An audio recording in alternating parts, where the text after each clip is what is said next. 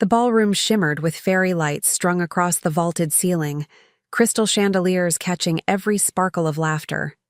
My sister Rachel stood at the center of it all during the rehearsal, her white rehearsal dress clinging like she already owned the world. Her lips curled into a smirk when her eyes found me lingering in the back row. Before we begin, drop a comment and tell us where are you from and from which city you're watching our videos. And after watching the whole video, don't forget to tell us, what would you do in this situation? Be honest, tell me in the comments below. We read every comment. Let's begin. Don't seat her near the front, Rachel announced, loud enough for everyone to hear. She doesn't belong there. A ripple of laughter broke out from the bridesmaids, a cruel symphony disguised as giggles. Some of the groomsmen chuckled too, their eyes flicking over me like I was an uninvited guest who'd somehow wandered in. I felt the sting immediately, like ice water poured down my spine. I lowered my eyes, staring at the floor so no one could see the heat rising in my face.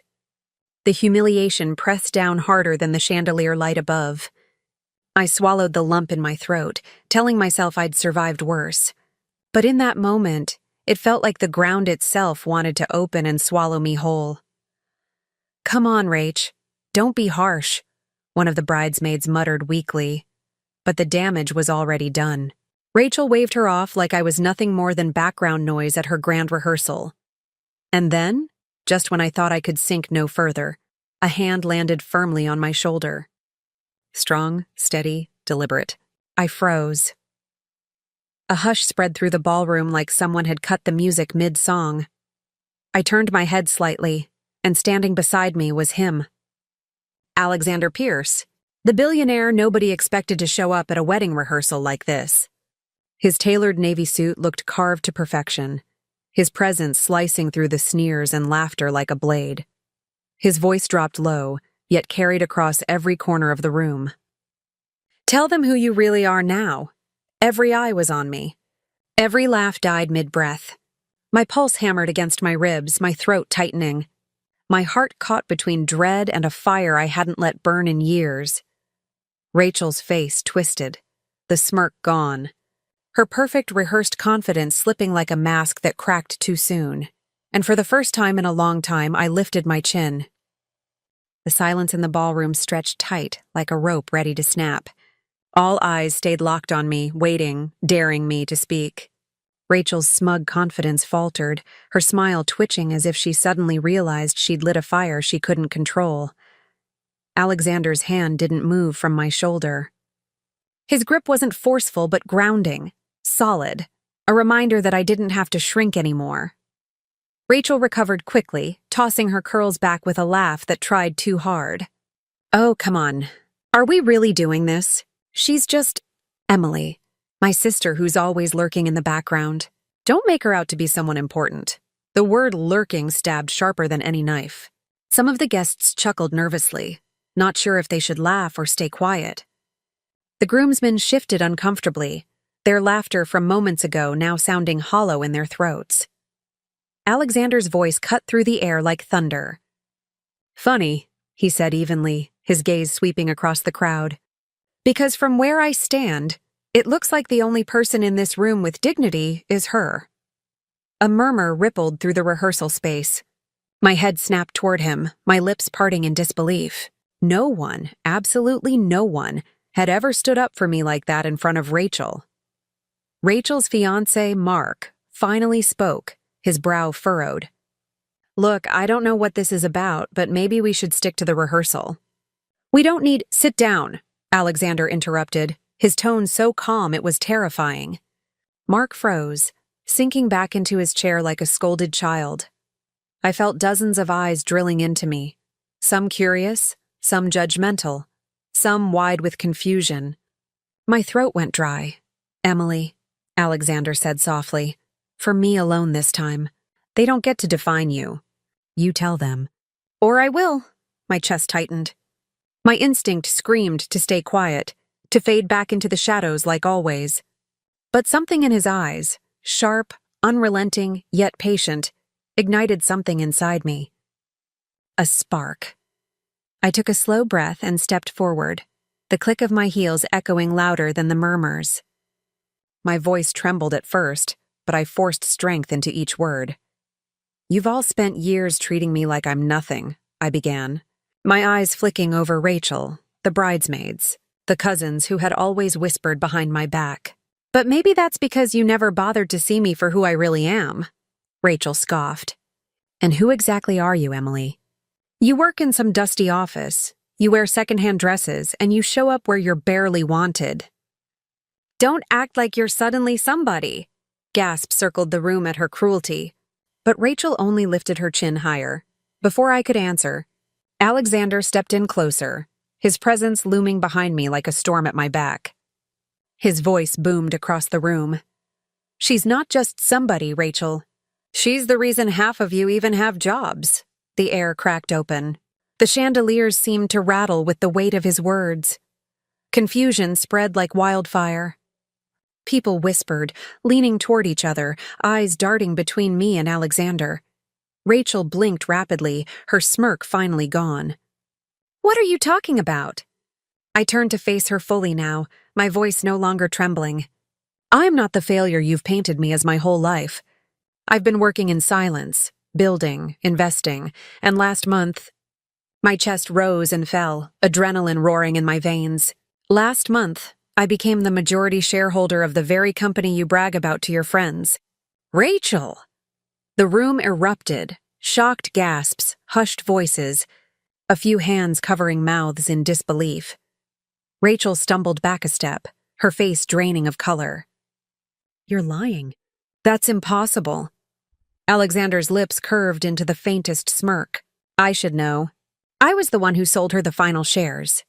The room froze again. Even the air felt different, thicker, charged, alive with scandal. Rachel's fiancé muttered something under his breath, but Rachel shot him a glare that silenced him immediately. I let the silence hang, letting every single person absorb what they had just heard. For the first time in years, I didn't lower my eyes. I didn't shrink. I met Rachel's stunned gaze, my voice steady, sharp as glass. "So the next time you tell people where I belong, remember this. While you were busy tearing me down, I was busy climbing higher than you ever imagined." The gasps turned into murmurs of approval. A few guests nodded slowly, their eyes darting between me and Alexander like they were seeing us both for the first time. Rachel's face twisted, fury replacing shock. "You think this changes anything? This is my wedding. You'll never be more than a shadow standing in the back." Alexander leaned closer to me, his hand brushing mine in the smallest, most grounding gesture. His voice was low, but it carried to every corner of the ballroom. "Emily, you don't need to stand in the back anymore. Let's show them where you truly belong." Every heart in the room seemed to pound louder, waiting for my next move, and this time, I was ready to deliver it. The room buzzed with disbelief, conversations clashing like 1,000 whispers colliding at once. Rachel's perfect posture broke, her nails digging into the lace of her dress as her voice finally cracked through the noise. "You don't get to walk in here and hijack my moment," she spat, her eyes wild, darting between me and Alexander like she was trying to find a hole in the truth. "This rehearsal is about me, not you. So quit pretending you matter." Alexander's jaw tightened, but he didn't speak. He didn't have to. His silence was louder than thunder, daring me to answer for myself. For the first time in my life, I didn't shrink under Rachel's fire. I stepped forward, the heels of my shoes clicking hard against the ballroom floor. Dozens of guests leaned closer, some whispering my name like they were suddenly learning who I was for the very first time. I locked my eyes on Rachel, steady and unblinking. "You're right. This is your rehearsal, and I didn't come here to steal your spotlight." I paused, letting the tension coil tighter before I struck. "But you stole mine a long time ago. You've been smirking, mocking, and tearing me down at every turn because you thought I'd never rise high enough to fight back." Gasps spread across the room. A bridesmaid shifted awkwardly, her hand falling from Rachel's arm as though she wanted no part in this anymore. Rachel laughed sharply, but it was thin, brittle. "You think money makes you better than me? That's all this is, money. Without it, you're still the same pathetic girl standing in my shadow." I straightened, heat surging through my chest, but my voice remained calm, deadly calm. Money didn't change me. Silence did. Every cruel word you threw at me became fuel. Every door you slammed shut, I pried open myself. While you were busy playing perfect daughter, I was out there building something real. Something no one, not even you, can take away. A hush fell over the crowd again. This time no one laughed. Not even the cousins who used to whisper about me behind napkins at dinner. They stared at me like they were seeing someone they'd never met before. Alexander finally stepped forward, his presence shadowing Rachel as much as it shielded me. His eyes locked on her, cold, unreadable. You've embarrassed your own sister in front of your family, your fiancé, and your guests. That alone shows who doesn't belong here. Rachel's lips parted, but no words came out. Her fiancé, Mark, stood abruptly, his face red. All right, enough. This is ridiculous. Emily, billionaire or not, this isn't the time or place. You're making a scene. I turned to him slowly, my voice sharp as glass. She made a scene when she told your ushers not to seat me near the front. She made a scene when she decided my worth could be mocked publicly. I'm just finishing it. The crowd shifted. Some nodded, others exchanged uneasy glances. But the tide was turning. I could feel it.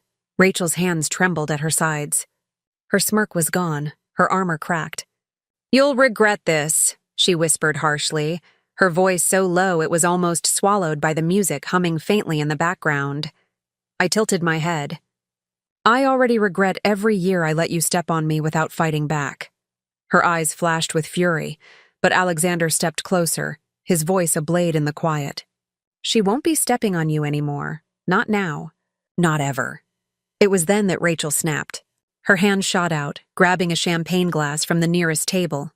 She didn't throw it, but she slammed it down hard enough that it cracked, liquid splashing across the linen.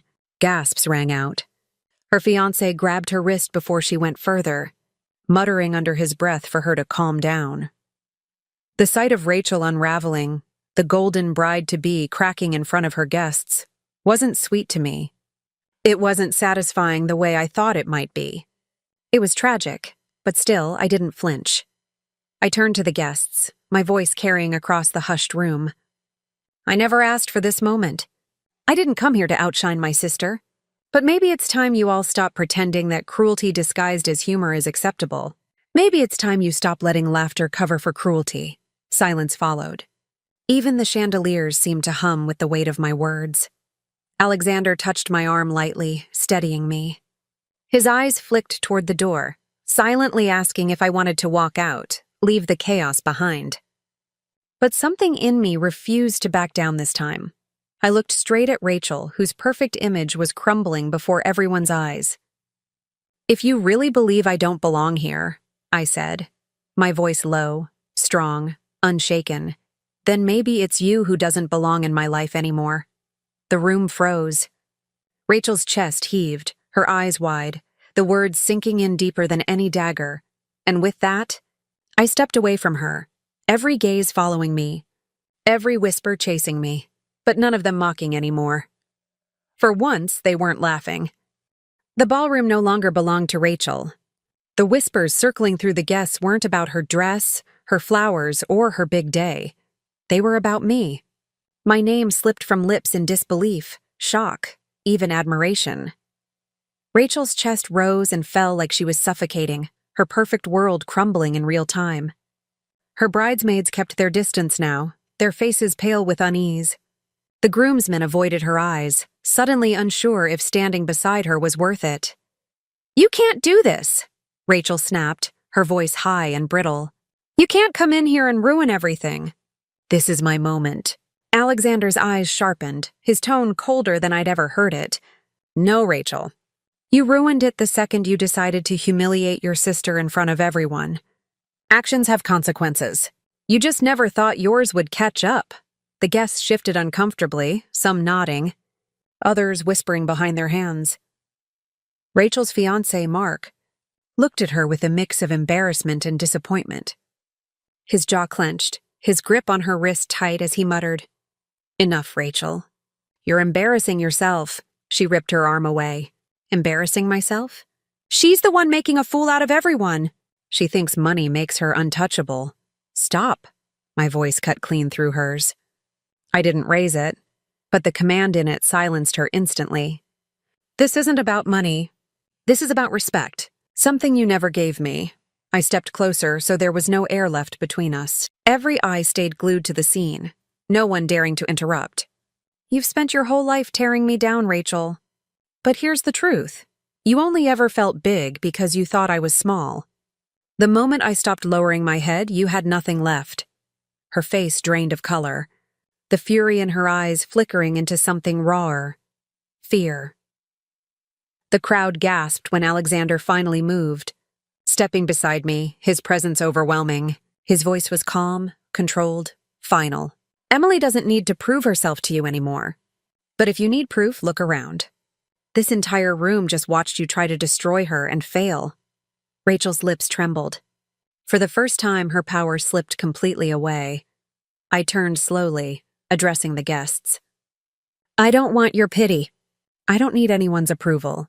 But I won't let cruelty pass as entertainment anymore. Not from her. Not from anyone. The words echoed, heavy, undeniable.